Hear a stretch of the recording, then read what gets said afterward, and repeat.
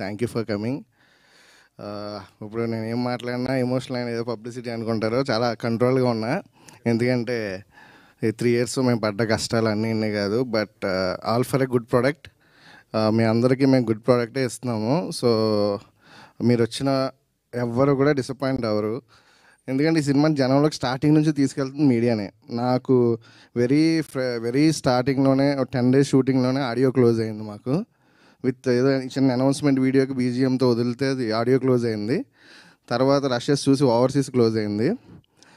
Cinema చూడకుండానే అన్ని బిజినెస్లు అయిపోయినాయండి. డ్యూ టు మాకేంటంటే ఇన్ఎక్స్పీరియన్స్ ఇన్ హ్యాండ్లింగ్ బిజినెస్. నాకు సోలోగా ఉన్నా, నాకు వెనకాల ఎవరు లేరు కాబట్టి.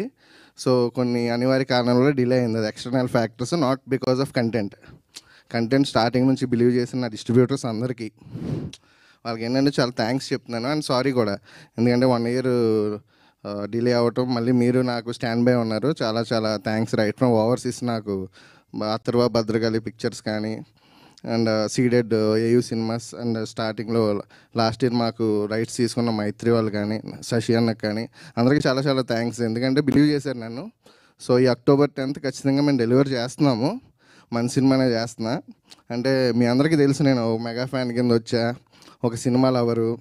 నేను ఎన్నో సినిమాలకి బ్యాక్ ఎండ్లో ఉండి ప్రమోషన్స్ చేసేవాళ్ళం, చాలా చాలా ఉన్నాయి. అంటే ఇప్పుడు నా సినిమాకి నేను ఈవెంట్కి రావాలన్నా చాలామందిని అడుగుతూ ఉండేవాడిని. నేను మన ట్రైలర్ లాంచ్కి కూడా అడిగా.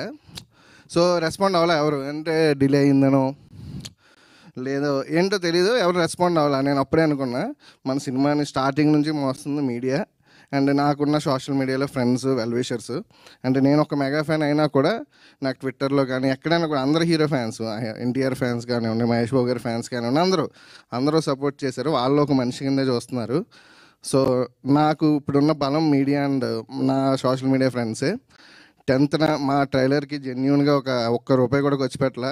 1 million పైన డిజిటల్ వ్యూస్ వచ్చాయి, ట్రెండింగ్లో ఉంది.